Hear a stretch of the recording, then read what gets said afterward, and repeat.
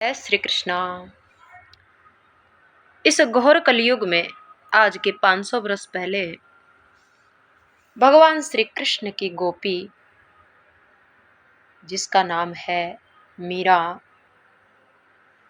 पिछले जन्म का नाम है माधवी। तो मीरा का पावन चरित्र हम श्रवण कर रहे थे। मीराबाई का विवाह अक्षय तृतीया, जिसको आखा तीज बोलते हैं, में हुआ था। प्रातःकाल मीरा पलंग से सोकर जब अपने कक्ष में जगती है तो उनकी दासियां मीराबाई को देखकर आश्चर्यचकित हो जाती है। दासियां दौड़कर मीराबाई की मां झाली रानी के पास जाती है, सूचना देती है, देखो देखो मीराबाई के कक्ष में एक अद्भुत आश्चर्य नजर आ रहा है। एक आश्चर्यचकित घटना, अद्भुत घटना लग रही है। आइए रानी सा, आइए देखिए। उन्होंने जाकर देखा कि मीराबाई विवाह के कपड़े पहनी हुई है। विवाह का जो ससुराल से वस्त्र आते हैं वो पहनी है, और ससुराल से जो आभूषण आते हैं उनसे मीराबाई सजी हुई है। ससुराल से दुल्हन के लिए जो चूड़ा आता है वो भी मीराबाई ने पहन रखा है। जबकि रात को जब सोई थी कक्ष में तो बिल्कुल कुछ भी नहीं था, सादे वस्त्रों में बिना आभूषणों के सोई थी। दासियां मीराबाई को सुला के गई थी, लेकिन जब दासियां सुबह आकर के देखती है तो मीराबाई एक सुंदर दुल्हन के रूप में बिस्तर से दासियों ने ही जगाया था उनको। इसलिए दासियां आश्चर्यचकित हो गई इस चमत्कार को देखकर। मीराबाई की मां को तुरंत बुला करके लाती है। मीराबाई की मां और पिताजी दोनों ही दौड़कर आते हैं। कहते हैं, मीरा बेटा ये क्या है? तेरी बारात तो चित्तौड़ से आज आएगी, अभी तक तेरी बारात तो आई नहीं। फिर ये ससुराल के वस्त्र, ये ससुराल के इतना सारा श्रृंगार आभूषण, ये सब क्या है?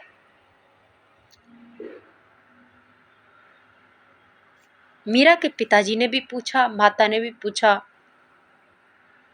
मीराबाई कहने लगी, आप सब लोग मेरा ब्याह करना चाहते थे ना, आप सब लोगों को मेरा ब्याह करने की बहुत जल्दी लगी थी ना, तो माता आज की रात को, जो रात बीत गई है, इस रात को मेरा विवाह हो गया है। मीरा जी ने सिर नीचा किया और पांव के अंगूठे से लेकर के धरा पर, पांव के अंगूठे के पास धरा पर एक रेखा खींचते हुए कहा कि प्रभु श्री कृष्ण ने मेरे ऊपर आज कृपा कर दी है। आज श्री कृष्ण ने मेरा हाथ पकड़ लिया है। माँ, आज श्री कृष्ण ने मुझे अपना लिया है। जिनसे मैं प्रार्थना करती आई हूँ 15 साल से, आज भगवान ने मुझे अपनाया है। मेरा ठाकुर जी के साथ में आज विवाह हो गया है। आज मैं भवसागर से पार हो गई हूँ। ऐसा कहकर के मीरा के आंखों में आंसू भर आते हैं। मीरा के माता पिता भी रोने लग जाते हैं। मीरा के माता पिता उन गहनों को हाथ लगा लगा करके देखते हैं। ये गहने तो अमूल्य है मीरा, कहाँ से आए बेटा? माता पिता ने पूछा। अरे माँ, रात को श्री कृष्ण द्वारिका से मेरी बारात लेकर आए थे, और ये मेरे पडले का सामान है। ब्याह में कन्या के लिए ससुराल की तरफ से जो भी सामग्री आती है उसको पडला बोलते हैं। तो कहते हैं कि ये पडला है, देखो सुंदर सुंदर पोशाकें। अब देखा वहां मीराबाई के महल में, कक्ष में देखा, मीरा ने बताया तो कक्ष में बहुत सारे कपड़े, मेवा, मिश्री, श्रृंगार सामग्री भरा हुआ था पूरा कक्ष। माँ देखो, ये मेरे ससुराल से ये सामग्री आई है। मीरा ने लजाते हुए धीरे धीरे कहा। मीरा की माँ और पिताजी, रात को मीराबाई का श्री कृष्ण के साथ में विवाह हो गया था। श्री कृष्ण बारात लेकर आए थे। वो दृश्य केवल मीरा ने ही देखा। वो घटना मीरा के साथ ही घटी है और किसी को कोई पता नहीं है। लेकिन कपड़े, मिठाइयाँ, श्रृंगार का सामान, पडड़ा की सारी सामग्री प्रत्यक्ष रूप से मीराबाई के कक्ष में पड़ी हुई है। वस्त्र और आभूषणों का तो मीराबाई ने श्रृंगार कर रखा है। मीरा दुल्हन के रूप में खड़ी है। जरी के वस्त्रों पर हीरा के तार जड़े हुए हैं जो अंधेरे में भी चमचमाते रहते हैं। वीरमदेव जी ने सुना और मीराबाई के पिताजी और 5 भाई है, वो सारे के सारे दौड़ दौड़ करके इकट्ठे हो गए मीराबाई के कक्ष में। उन्होंने ये सब देखा। उनकी सबकी आंखें खुली की खुली रह गई, समझ में नहीं आया। और अंत में मीराबाई के पिताजी और उनके बड़े पिताजी रोकर सिर पर हाथ लगाकर रुदन करते हुए कहने लगे, मेरी बेटी सही कह रही थी, सही कह रही थी। इसका ब्याह करके तो हम इसको दुख ही दे रहे हैं, लेकिन अब क्या करें। लगन दे चुके हैं, सगाई हो चुकी, लगन दे चुके हैं। आज तो बाराती आएगी। अब इस ब्याह को रोकेंगे तो बहुत कुछ बुरा हो सकता है। इस प्रकार से अब बस की बात नहीं है। अब तो ये संसारी ब्याह भी होगा ही होगा। ऐसा लंबा श्वास छोड़ करके मीराबाई के माता पिता कक्ष से बाहर चले जाते हैं। मीराबाई का सपने में ब्याह हुआ। कहने का सपना है, श्री कृष्ण सच में मीरा के साथ ब्याह करके गए हैं। बिल्कुल उनकी जो साड़ी है उसमें गरजोड़ा जुड़ा हुआ था। मीरा के हाथों में मेहंदी लगी हुई थी और जो फेरा में बैठते हैं दूल्हा दुल्हन, हथलेवा कराते हैं, उसकी निशानी हथेली में लगी हुई थी। वो सब मीरा ने दिखाया है। ऐसा कैसे हो गया? क्योंकि मीरा एक परम सिद्ध योगिनी है और परम सिद्ध भक्त है।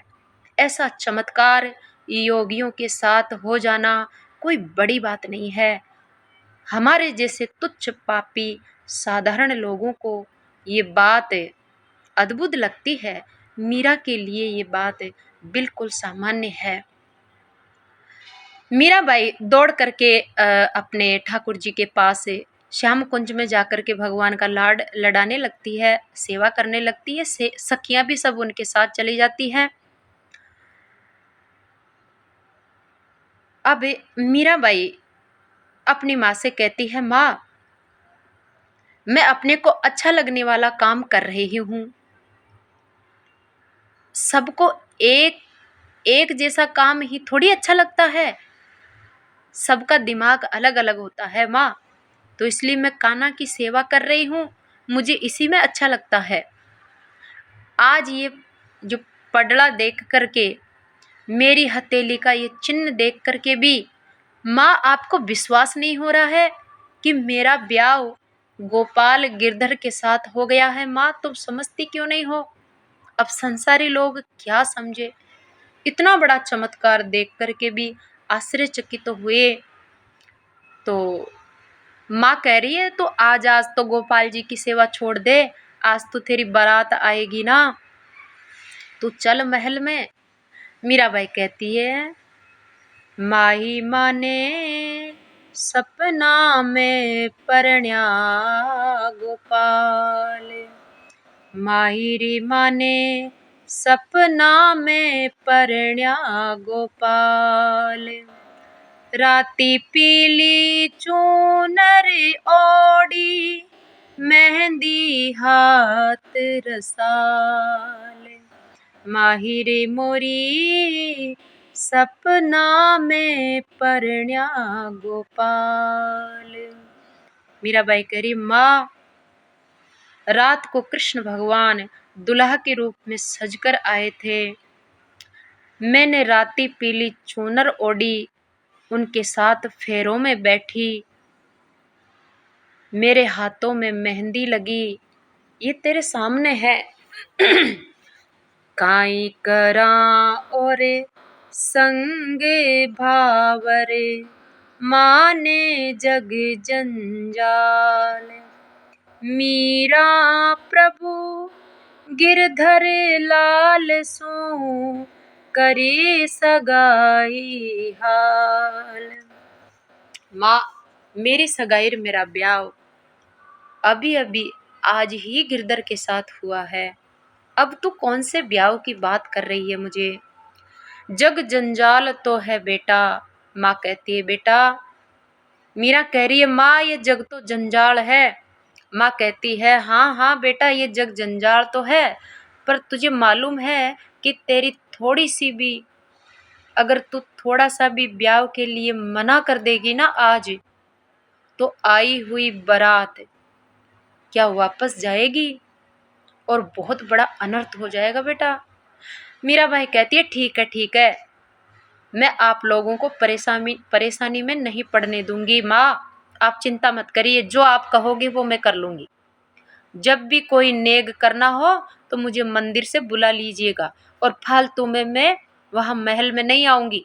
जब मेरी आवश्यकता पड़े तब आप लोग मुझे बुला लीजिएगा, बाकी मुझे भजन करने दे। तो मीराबाई की बारात आएगी। उस दिन भी मीराबाई मंदिर में ठाकुर जी के साथ भजन करती हैं। मीरा की माँ कहती है अच्छा ठीक है मेरी लाडली, तूने तो आज मेरा सारा दुख ही दूर कर दिया। ऐसे कहती हुई मीरा की माँ प्रसन्न होकर चली जाती है। शाम को बारात आती है।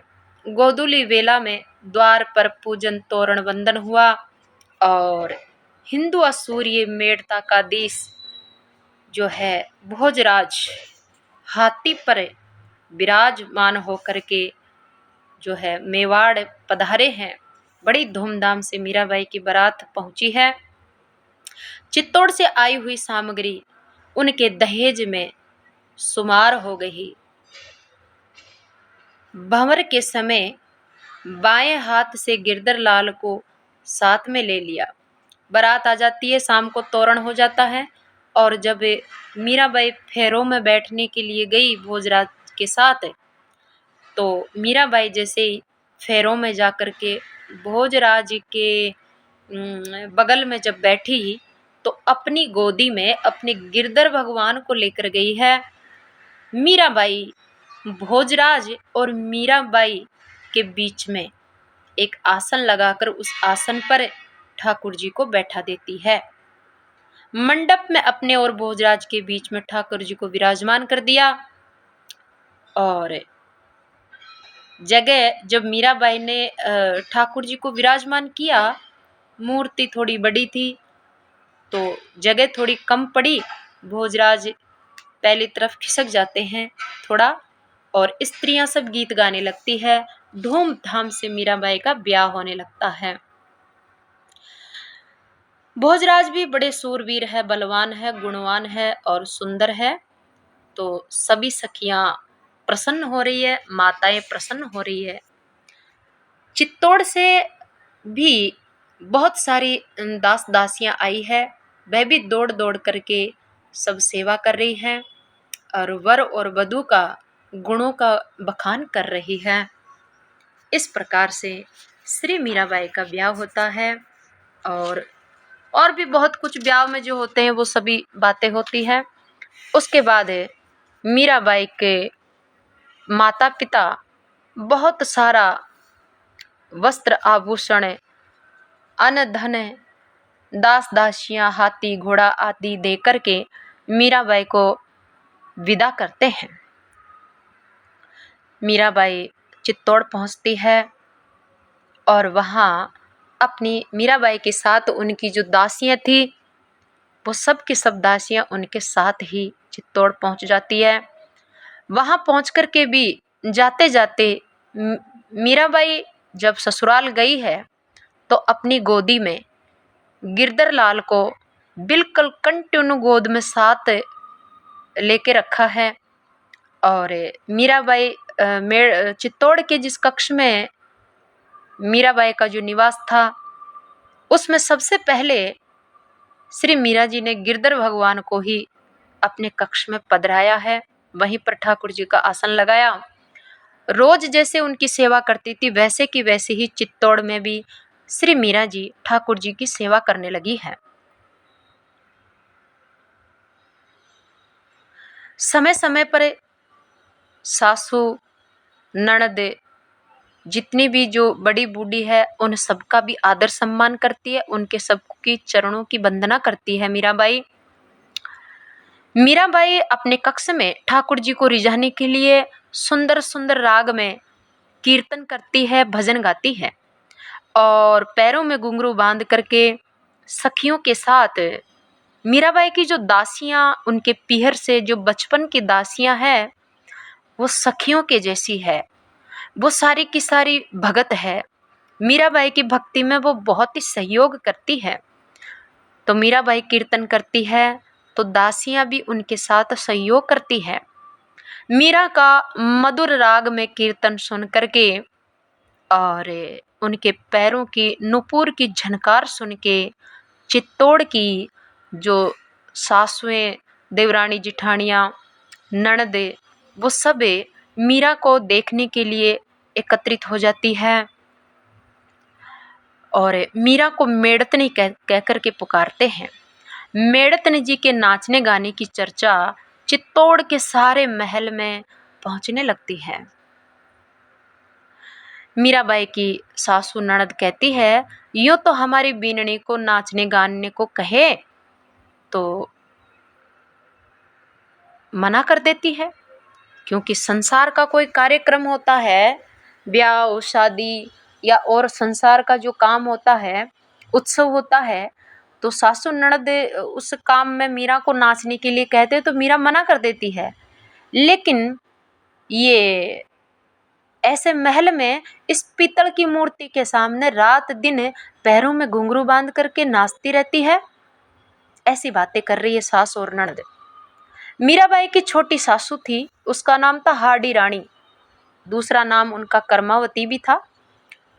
हाडी रानी वही है जिन्होंने हुमायूं को राखी भेजी थी।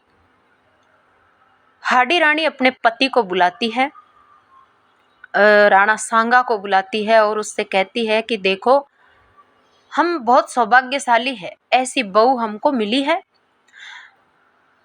राणा सांगा जो मीराबाई के ससुर जी है वो भी बहुत धार्मिक है, मीरा की भक्ति में सहयोग देते हैं। महाराणा सांगा ने कहा कि अरे वह हमें नहीं तीनों लोगों के स्वामी को रिझाती है नाच गा के, ये हमारा सौभाग्य है, हमारे घर में ऐसी बहू आई है। मैंने सुना है कि जब मीरा गाती है तब उनके आंखों से आंसू बहने लग जाते हैं। सासू ननद कहने लगी हाँ हाँ, वो जब गाती है नाचती है तो उनके आंखों से निरंतर आंसुओं की धार बहती है, ऐसे लगता है साक्षात प्रेम की मूर्ति ही हो। तो राणा सांगा कहने लगे अरे ऐसी भक्त का, ऐसी प्रेम की मूर्ति का तो दर्शन करना चाहिए, पर दर्शन कैसे करें, वो तो बेटे की बहू है। यदि ऐसी भक्ति ही करनी थी तो इसका ब्याह क्यों किया, मीरा के ससुर जी ऐसा कहते हैं। सुना है मैंने मेड़ते में कि बीननी ने ब्याह के लिए मना किया था, पर उनके माता पिता नहीं माने हैं, इसलिए बेटी का ब्याह कर दिया है। ये तो भक्ति करेगी, महाराज कुमार क्या करेंगे। अब मीराबाई के सासू ससुर आपस में बातें कर रहे हैं कि ये तो इतनी बड़ी भगत है, ये तो भक्ति कर लेगी, लेकिन हमारे बेटे का क्या होगा, वो तो बलि का बकरा बन गया ना। बलि का बकरा की क्या बात है इसमें, अरे चित्तौड़ का राजकुमार है, दूसरा ब्याह कर लेगा, तीसरा कर लेगा, राजा तो कितने भी ब्याह कर सकते हैं, तो इसमें बलि का बकरा बनने की क्या बात है। ऐसे आपस में बातें कर रहे हैं। उन्होंने पत्नियों की क्या कमी है क्या? पर इसमें क्या डरा है? यदि राजकुमार में थोड़ी सी भी बुद्धि होगी, राणा सांगा कह रहे हैं उसकी पत्नी से कि अगर हमारे राजकुमार में थोड़ी सी भी बुद्धि होगी तो बहुत सारी बीननियों से ब्याह करने में क्या धरा है। अगर बेटे में थोड़ी भी बुद्धि होगी तो घर आई हुई इस साक्षात सरस्वती से, इस लक्ष्मी से, इस भक्ति की मूर्ति से शिक्षा ले लेनी चाहिए। बीननी सासू कहती है, ओहो, बीननी से शिक्षा लेंगे, ये क्या फरमा रहे हो आप? क्या बेटा बीननी से शिक्षा लेगा? अरे शिक्षा देने वाले क्या संसार में, दुनिया में नहीं है क्या कोई? आपने तो छोरा का अच्छा जीवन बिगाड़ने की बातें कर रहे हो। क्या व्यर्थ की बात कर रहे हो आप? राणा सांगा कहते हैं, अरे व्यर्थ की बात तो हाड़ी रानी तुम कर रही हो। शिक्षा लेने में और देने में स्त्री पुरुष का भेद थोड़ी होता है। स्त्री भी शिक्षा दे सकती है, पुरुष के पास है तो वह भी दे सकता है। अरे शिक्षा जहां से भी मिले उसे ले लेना चाहिए। अगर शिक्षा लेने से बिगड़ा हुआ जीवन सुधरता है तो शिक्षा लेने में क्या बुराई है, बताओ। राणा सांगा कहते हैं हाड़ी रानी से, अरे ये बहुत गहरी बात है। तेरी छोटी सी बुद्धि, तेरी ओछी बुद्धि है, तेरी बुद्धि बहुत ओछी है, वो इतनी ऊंची बात को नहीं समझ पाएगी हाड़ी रानी।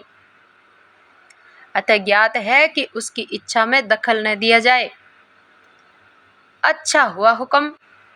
अब तक बहुएं सास की आज्ञा का पालन करती थी, लेकिन अब सासू बहू का आज्ञा का पालन करेगी। आपने तो ये रीत बहुत अच्छी चलाई।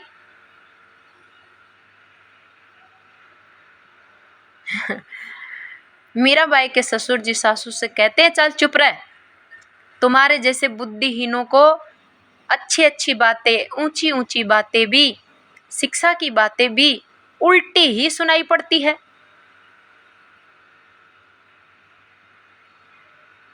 ऐसा कह करके वो बाहर चले जाते हैं। अब इधर मीराबाई अपने कक्ष में ठाकुर जी के कपड़ों में मोती लगा रही थी। हाथ में सुई धागा था और थोड़ी दूर पर दासियां भी बैठी थी।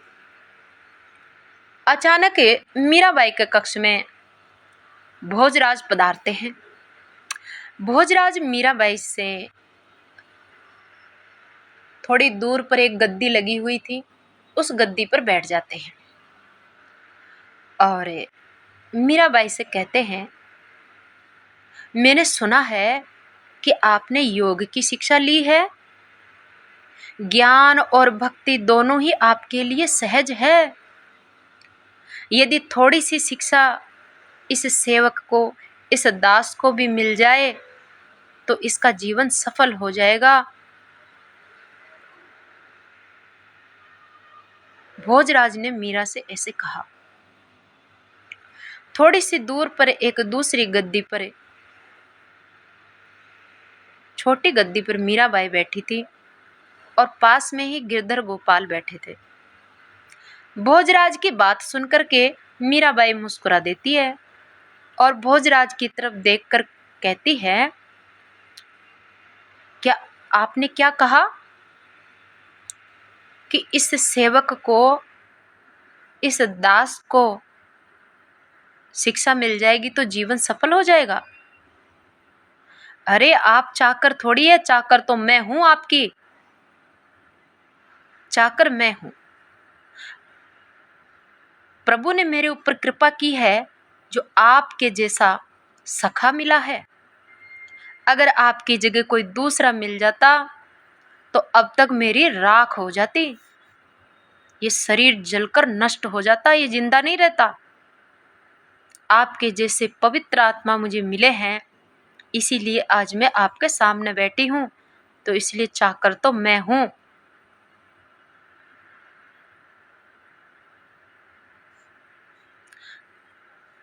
भोजराज कहते नहीं नहीं नहीं नहीं मीरा,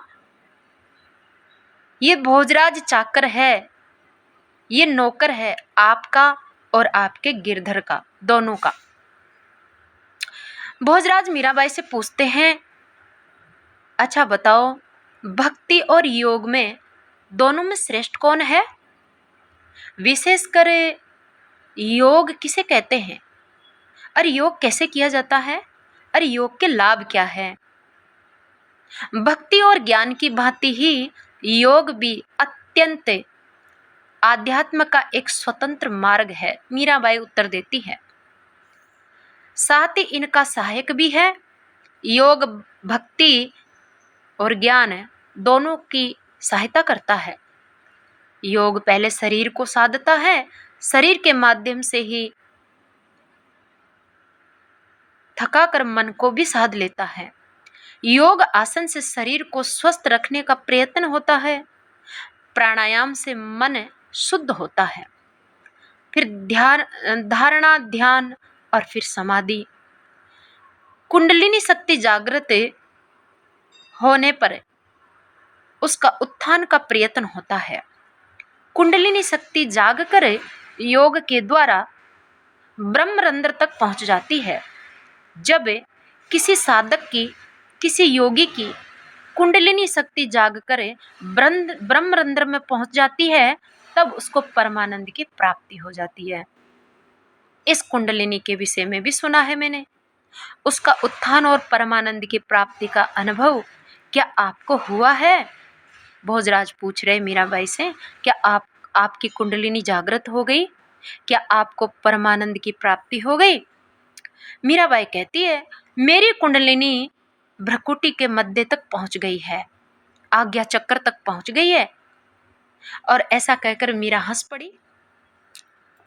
फिर क्या हुआ? बोले नहीं, यद्यपि गुरुदेव ने बताया था कि अब थोड़े प्रयत्न से ये जो है ब्रह्मरंध्र में पहुंच जाएगी, लेकिन मैंने तो फिर प्रयत्न नहीं किया। मैंने उसको भ्रकुटी के मध्य ही छोड़ दिया। क्यों? क्योंकि मुझे उससे भी कई गुना ज्यादा आनंद गिरधर से प्रेम करने में, गिरधर की सेवा करने में आता है। उस परमानंद की प्राप्ति से अधिक रुचि मुझे अपने प्राण सखा की सेवा करने में आता है। भोजराज कहते हैं, क्या ये ठाकुर जी का प्रेम है, ठाकुर जी की सेवा उस आनंद से भी बढ़कर है? अरे ये तो अपनी रुचि की बात है। अन्यथा सभी भक्त संसार में अगर होते तो फिर योग को कौन पूछता? संसार में कोई योगी मिलता ही नहीं। मीराबाई कहने लगी, आपके लिए तो योग करना बहुत कठिन है। क्यों? भोजराज कहते, मेरे लिए योग कठिन क्यों है?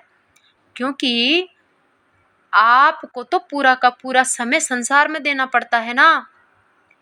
आपके ऊपर तो इतने बड़े राज्य का भार है, इतने बड़े राज्य का दायित्व है। योग करने के लिए एकांत चाहिए, मौन चाहिए, शांत मन चाहिए। आप कैसे योग करोगे? तो फिर क्या? आप जो कुछ भी कर रहे हैं उसको प्रभु की सेवा समझ करके करिए। ऐसा कह करके मीराबाई मुस्कुराती है। यहाँ पर भोजराज मीराबाई से कहते हैं, अरे मैं तो गिरधर की और गिरधर की दासी की, दोनों की सेवा करने से मेरा जीवन सफल हो जाएगा।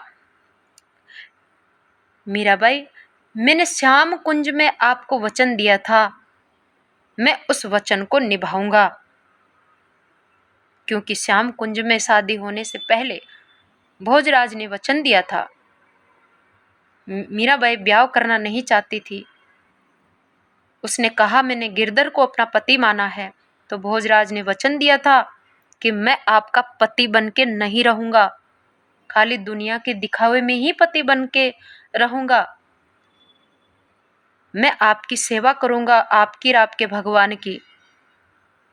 मीराबाई कहने लगी, लेकिन आप तो संसारी व्यक्ति है, आप राजा है, युवराज है, सारे राज्य का भार आपके सिर पे है, तो आपको जगत का व्यवहार अगर करना हो तो आप दूसरा ब्याह कर लीजिए ना।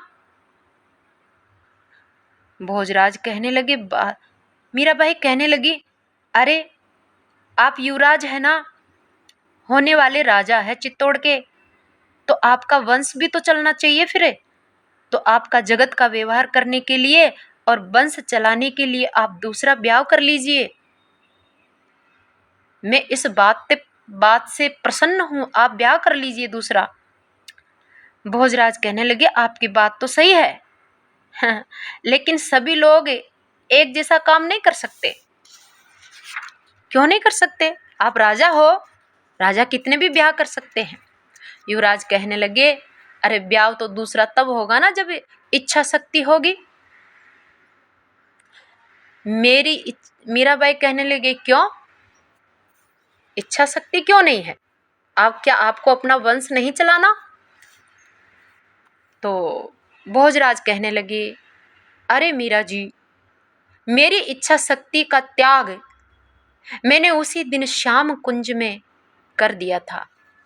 मेरी जो इच्छा शक्ति है ना, वो तो आपके चरणों की दासी बन गई उसी दिन से। उसी दिन से आपके चरणों की दासी बन गई। भोजराज की शक्ति और इसकी इच्छा का दमन करके भोजराज ने अपनी इच्छा का दमन कर लिया, और इन चरणों का चाकर बनने में जो गौरव है, वो क्या दूसरा ब्याह करने में गौरव है? इसलिए मैं कभी भी दूसरा ब्याह नहीं करूंगा। बस आप तो मेरा कल्याण करिए। लोग कहते हैं, ऐसा कहकर के भोजराज फिर आध्यात्मिक प्रश्न पूछने लगते हैं मीराबाई से। अच्छा बताइए, लोग कहते हैं कि ईश्वर निर्गुण है, निराकार है, इन स्थूल आंखों से उन्हें देखा नहीं जा सकता, मात्र अनुभव किया जा सकता है। तो क्या सच में ईश्वर समझ में नहीं आता? इस उलझन को सुलझाने के लिए बहुत साधु संतों के पास मैं खूब गया हूँ, लेकिन मेरे इस प्रश्न का समाधान नहीं हुआ। मन को बांधे ऐसा समाधान नहीं हुआ जिससे मेरी आत्मा तृप्त हो जाए। मीराबाई भोजराज के प्रश्न का उत्तर देती हुई कहती है, ईश्वर निर्गुण निराकार भी है और सगुण साकार भी है। मीरा ने गंभीर होकर कहा, निराकार चेतन रूप से वह सृष्टि में व्याप्त है, उन परमात्मा के अतिरिक्त कुछ भी नहीं है। जैसे कपड़े के अंदर बारीक से सूत है, जैसे जल में लहरों में पानी समाया हुआ है, समुद्र में उठने वाली एक भी लहर ऐसी नहीं है जिसके अंदर पानी ना हो। उसी प्रकार बिना जगत की, बिना जगदीश की कोई सत्ता नहीं है। इन बातों को सुनकर विश्वास करना पड़ता है।